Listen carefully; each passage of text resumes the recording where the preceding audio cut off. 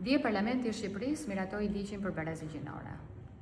Dua ta bëj këtë prononcim në fakt për të sqaruar gjithë publikun shqiptar, i cili është helmuar pafund me qasjen që shoqëria do të ketë 70 gjini, që fëmijët nuk do të na thrasin nënë e babë, po do të na thrasin prindi 1 dhe prindi 2.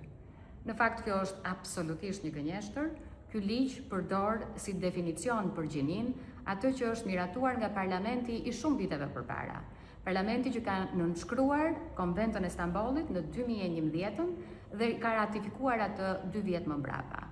Ky është një ligj i cili flet vetëm për burrin dhe gruan, që pretendon t'i japi gruas pozicionin që ajo ka në shoqëri, që nuk flet për përkatësitë të shumëfisht gjinore, por flet vetëm për përkatësitë shumëfisht, që nuk ka lidhje fare me pjesën e komunitetit LGBT, por ka lidhje me një element që është jashtëzakonisht shumë i rëndësishëm dhe që jep grave pak të barabartë, që i ndalon ata që dhunojnë dhe sulmojnë seksualisht gratë, që u jep atyre pozicionin që duhet të kenë në shoqëri.